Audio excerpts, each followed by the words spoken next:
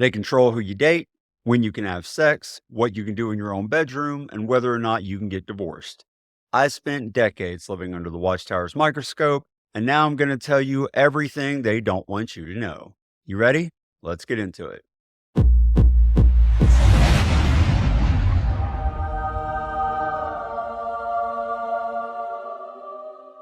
Hey, everybody. Welcome back to the channel. Today, we're diving into the suffocating sexual repression that defines life as a Jehovah's Witness. I was born and raised in the truth, as we called it, and spent most of my life watching a group of men in New York dictate believers' most intimate decisions. From the moment puberty hits, you're under surveillance. The message couldn't be clearer. Your natural sexual development is dangerous, sinful, and needs to be controlled at all costs. It's psychological warfare waged against your own body, and I lived in it for decades. Let's start with dating. The Watchtower doesn't just suggest guidelines, they enforce rigid control over every aspect of romantic relationships. According to their official website, JW.org, Jehovah's Witnesses, quote, view dating not as recreation, but as a form of courtship, a serious step toward marriage, end quote. This isn't just conservative advice, it's Watchtower law. The first major restriction is who you can date. Their publications state unequivocally that Christians who want to marry are commanded to choose only a fellow believer. But not just any believer, not just any Christian. They interpret that command to only refer to someone who is one of Jehovah's Witnesses and is actively practicing those beliefs and baptized in the religion. The irony here is stunning. They quote 2 Corinthians 6:14 about not being unevenly yoked with unbelievers, but in practice, they're forcing young people into an incredibly small dating pool. And don't get me started about how many incompatible Jehovah's Witness couples there were. Wow, it was bad. When I lived in Louisiana in my early adulthood, there were exactly 3 eligible sisters within a 5-year range of mine. 3. And I had literally nothing in common with them. Well, one, we were intellectually compatible, but that was it. We didn't have anything else that jived, and so it was never going to happen. The organization creates this artificial scarcity that drives many young witnesses towards hasty marriage when they're way too young just to have a romantic outlet and be able to legally have sex. It's worse for women because there are fewer men in the religion than women, but they're only supposed to marry someone that's a witness. That creates a very unfair dating benefit for men. Some of the worst brothers ended up marrying some of the best sisters because the sisters didn't have anyone else. The timing of when you can date is also strictly controlled. The organization teaches that dating is, quote, only for those old enough for marriage who are, quote, past the bloom of youth or who have passed the peak surge of sexual desire. They cite 1 Corinthians 7:36 for this, completely twisting the scripture to suggest young adults should somehow wait until their sexual desires become less intense before dating. How convenient. The time when humans are biologically most driven to find a mate is exactly when the organization forbids it. And it doesn't work anyway, because they get married way too young. And even after you're old enough, you're never alone with your date. Couples are advised to avoid being alone in tempting situations and may choose to take such reasonable precautions as staying in the company of a wholesome group or a suitable chaperone. There's no may choose about it, it's enforced. The organization quotes Proverbs 28:26, saying, he that is trusting in his own heart is stupid, implying you can't be trusted to control your own actions. This infantilization follows you throughout your entire courtship. And just as bad, witnesses are strongly discouraged from having any sexual conversations with the person you're considering marrying. Think about that. You're not supposed to have any idea what the person you're going to be married to, theoretically forever, thinks about sex. What if you're more liberal and they're more conservative, or vice versa? What if sex is very important to you, but not as much so to them? You don't know any of this, then you get married, now you're stuck. And because witnesses are strongly discouraged from reading any literature or information about sex that isn't written by the Watchtower, which has a dusty puritanical perspective on the subject, even if you could talk about it, you wouldn't know how to articulate it. It sets couples up for misery. I never understood this, and I did not abide by it. I had no problem with my oldest daughter being picked up by the brother she was dating without a chaperone, as long as they were going to a public place like a restaurant or a movie or something like that. But the culture of Jehovah's Witnesses was so ridiculous about it. They didn't even want couples sitting together until they were married. Now, that wasn't in all congregations, but in some of them. One time, my daughter and her boyfriend, they were out in the ministry work together. And there was another car group working on the same street with them, as per the rules, because they couldn't be completely alone. I guess Watchtower figured they'd have an orgy in the car. When it came time to break, the other car group wanted to go to McDonald's, but my daughter and her boyfriend wanted to go across the street to Sonic.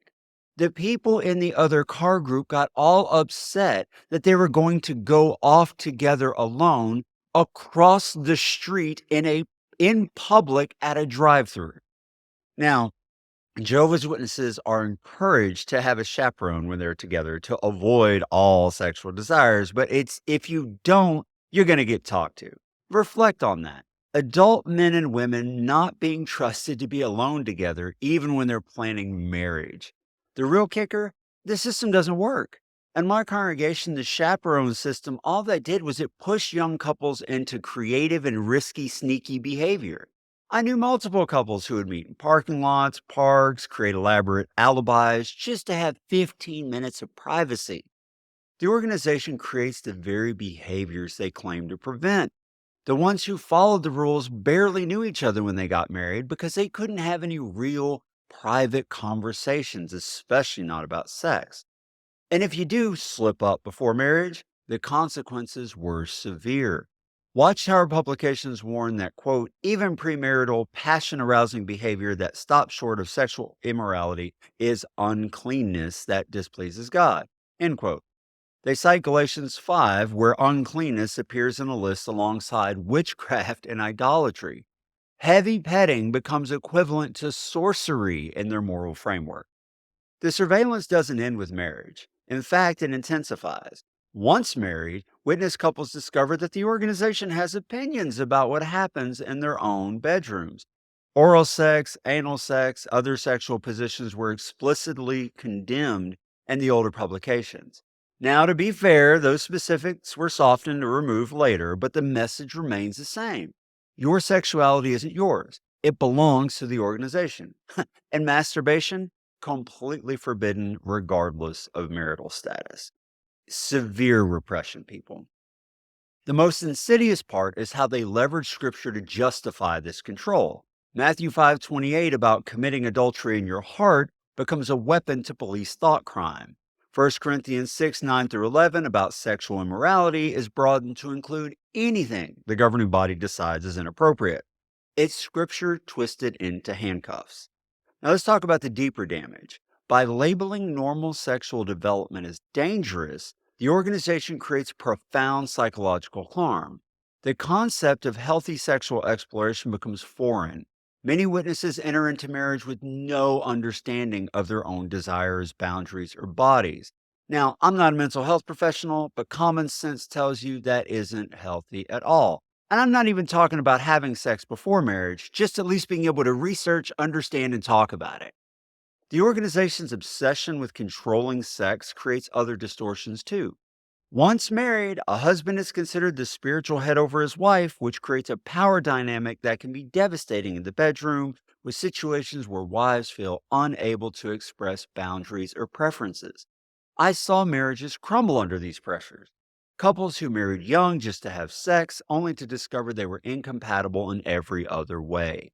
People trapped in these sexually dysfunctional or even abusive marriages because divorce is only permitted for, quote, sexual immorality. And speaking of divorce, let's look at those rules. According to Watchtower policy, the only basis for an innocent mate to remarry is if the other mate was immoral sexually.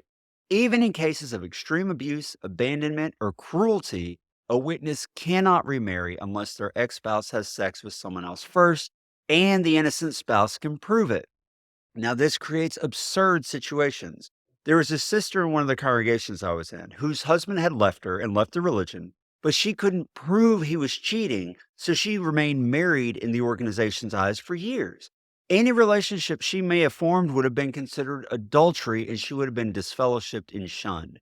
Meanwhile, her ex husband lived with his girlfriend and the wife knew it, But when the elders would go to his house to check, yes, to spy on the guy, he would always make sure the girlfriend wasn't there so his ex couldn't get remarried. The guy was a real piece of garbage, and the sister remained miserable because of the Watchtower's nonsensical rules. Jesus' teachings on divorce in Matthew 19 were meant to liberate women in his time from being discarded by husbands for trivial reasons. Men who wanted younger wives would find all manner of excuse to get divorced. The Watchtower has transformed this protection into another form of bondage. And let's address this hypocrisy.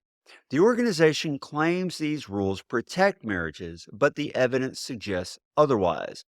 The divorce rate among witnesses is comparable to the general population. What's different is the added layer of shame, control, and isolation.